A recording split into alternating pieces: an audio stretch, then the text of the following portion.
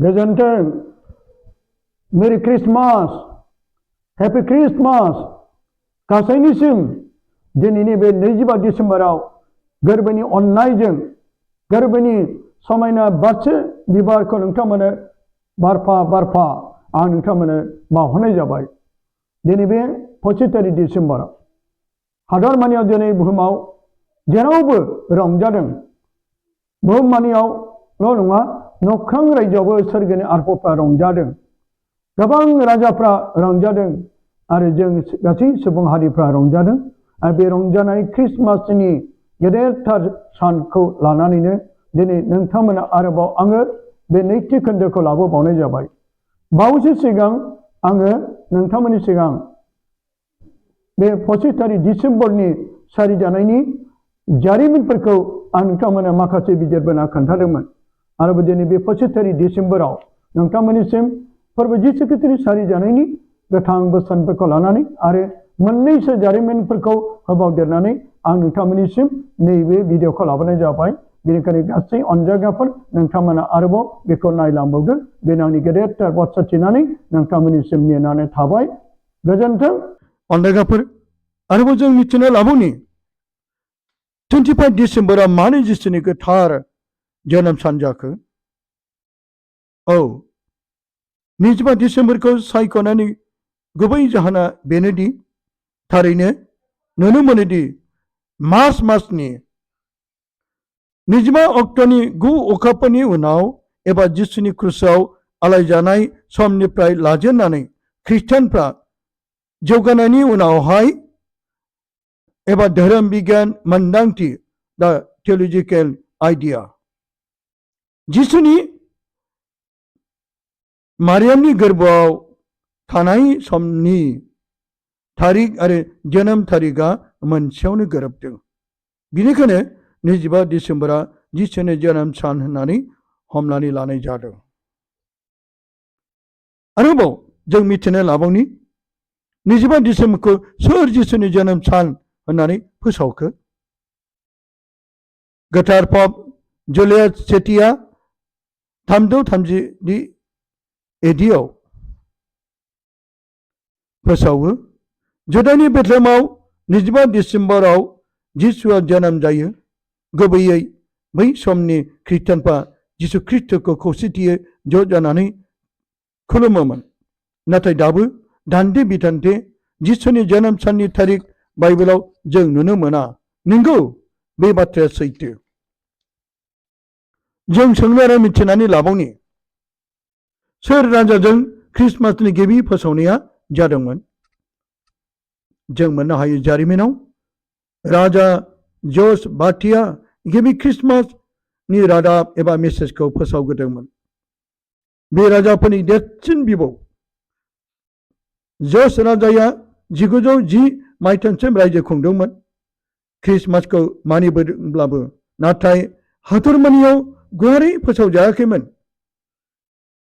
बेबो 1932 मायथाइसिम बोखांग्रा फोरबोनि गिबि फोसावनाय क्रिसमास रादाबखौ फोसावनो हाजोबाखैमोन।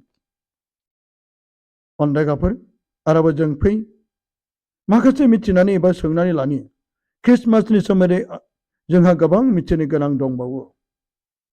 माब्ला गिबि क्रिसमासनि फोरबो मानिनाय जादोंमोन?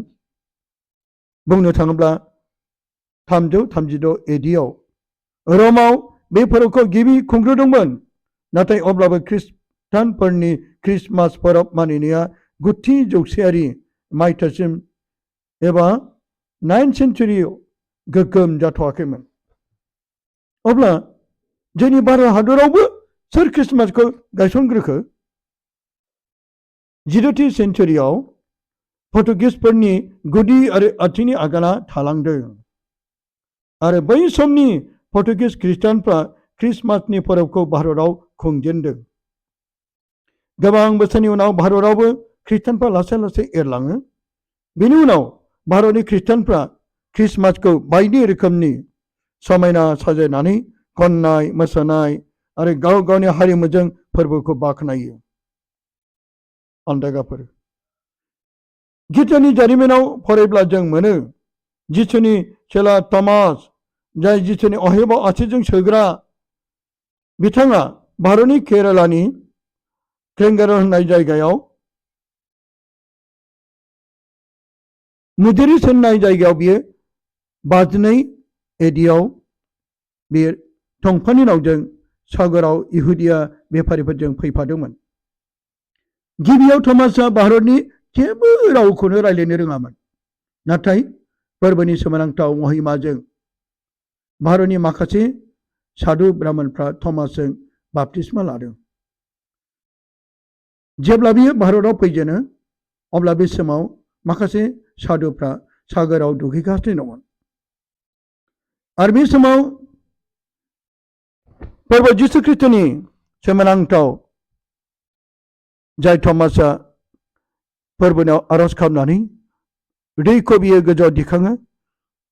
अन्दागाफोर सागरनि दैखौ आखायाव लानानै आरज खालामनायाव दैया थरथिंसेबो हायाव गोग्लैयाजासेनो सोरगोआव उरायलाङो आरो समायना बिबारनि महर लायो।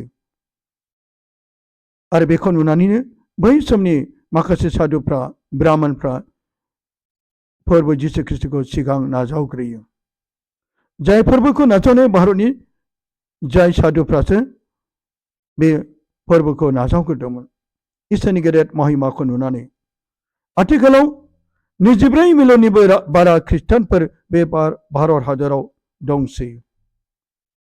आरोबाव जों एसे मिथिना लाबावनि सान्ता क्लजनि सोमोन्दै।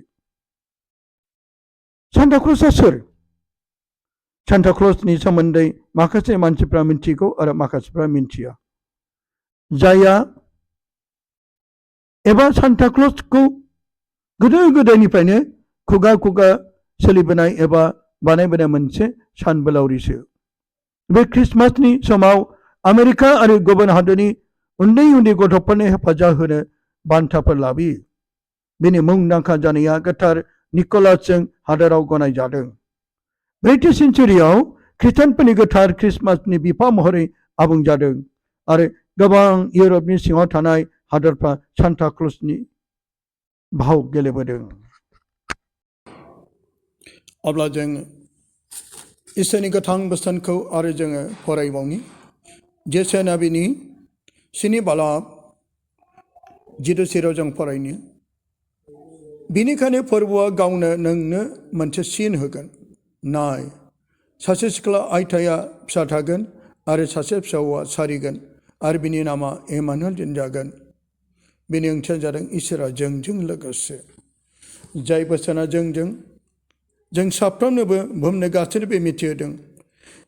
जिसु ख्रिस्ट जोनोम जानायनि 700 बोसोरनि सिगां जेसाया नाबिया बे बोसोनखौ सिगाङावनो लिरखादोंमोन आरो सुबुंनो मिथिहोदोंमोन।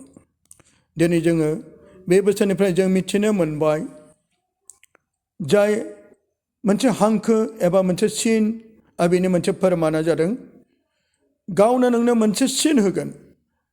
नाय, सासे सिख्ला आइथाया फिसा थागोन आरो सासे फिसावा सारिगोन आरो बिनि नामा इमानुएल दोनजागोन। जाय सिख्ला आइथाया बे मारियाम। जाय आइ मारियामा बे सिख्ला आइथामोन, नाथाय बियो सोरबा सुबुंजों बे गथ'खौ नङा। इसोरनि गोथार जिउआ बेनाव थानानै अब्ला बे जिसुआ बिनि गोरबोआव फैदों। मानोना गाब्रिएल आत्मा बेनाव फैनानै बुंदोंमोन, जेरै लुकासनि 1:35 बालाबाव, गोथार जिउआ नोंनि सायाव फैगोन आरो गोजौ सिन्थानि बोलोआ नोंनि सायाव थाफैगोन। बे समाव मारियामनि गोसोआव बोलो फैबाय आरो बे बुंबाय, दे आं फोरबोनि लोंजो, नोंनि बाथ्रा बायदि आंहा जालांथों। आरो बे बाथ्रा बायदिनो दिनै बाथ्रायानो बेदर जाबाय आरो फोरबो जिसु ख्रिस्टआ मानसिनि फिसा महरै, स्वयं इसोरानो मानसिनि फिसा महरै आइथामारि गोरबोआव बियो थाफैबाय आरो सारि जाबाय। आरो बे सारि जानायनिफ्राय जों मिथिनो मोनबाय इमानुएल। आरो बे इमानुएल जादों इसोरा जोंजों लोगोसे। सोरगोनि आफा इसोरानो दिनै बे हादोराव मानसिनि फिसा महरै बे हादोराव जोंजों थाफैनायखाय इसोरा जोंजों लोगोसे। जाय बे गावनि समायना बै सोरगो रायजोखौ नागारनानै आफा इसोरा जेरै मानसिनि फिसा महरै, जिसुआ मानसिनि फिसा महरै बे हादराव आइथामारि गोरबोआव सारि जाफैनाय जादों दिनै बे ख्रिस्टमास आरो इसोरा जोंजों लोगोसे थानायाव जों बेसेबां रंजादों बेसेबां गोजोनदों मानोना जों हादराव गेदेर इसोरनि बोखांजानायखौ मोनबाय थारैनो इसोरा बे हादराव गैयामोनब्ला बे हादराव फैयामोनब्ला जों दिनै बोखांजानायखौ मोनामोन बेखौ लानानै दिनै हादरमानियाव सुबुंफ्रा दिनै रंजादों नाथाय बे हादराव सुबुङाल' रंजादों बे नङा सोरगोनि गोबांथार आरफफ्राबो रंजादों सोरगोनि आरफफोरनि रंजानाय लावखारफोरनि रंजानाय आरो गोबांथार जोङो बाइबेलनि गेजेरजों मिथिनो मोनदों सानजानि गोनोखोफोर जाय गोनोखोफोरनि मुङा गासपार मेलकुर आरो बाल्टाजार बिसोरबो सना दना आरो गन्दरा सोनानै बे गोरलै गथ' जिसुखौ बे इसोरखौ खुलुमदों जाय राजाफ्रानो जेरै खर' गंग्लायनानै उन्दै जानानै सना दना गन्दरा सोना दान होनानै बे इसोरखौ खुलुमदोंब्ला जोंबो दिनै गावखौ गिदिर खालामा जासेनो जों बेखौ खुलुमनि बेखौ जोङो मान होनि अनदाइगाफोर अब्लासो जों बे थार जिसुखौ जाय सोरगोनिफ्राय समायना बारसे बिबारा बे हादराव मानसिनि महरै बे हादराव बारफैबाय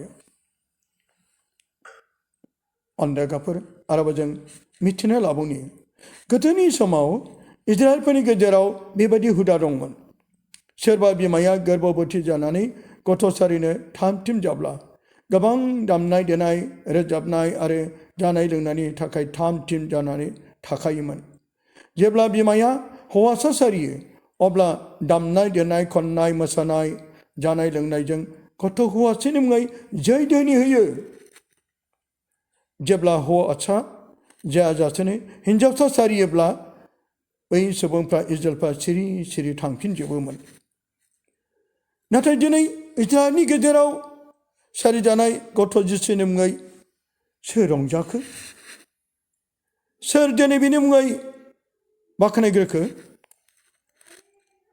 बै समाव रावबो गैया सारिनि थाखाय बे जायगा गैबावा जायनि थाखाय सोरगिनि आरफफ्रा सोर रंजादों फेंफा सुदों मेथाइ खनदों आरो गाहाम रादाखौ हावरिया मालायनाव गलाम बायनानै जाग्रा लावखारफोर गुरै गोसोनि बिसोरनोसो सोरगोनि आरफआ फोरमायफैदों आरो बिसोरसो बै मोजां रादाखौ मोनग्रोदों बेनि ओंथियानो बेनोदि जोंबो बै लावखारफोर बायदि गुरै गोसो जानानै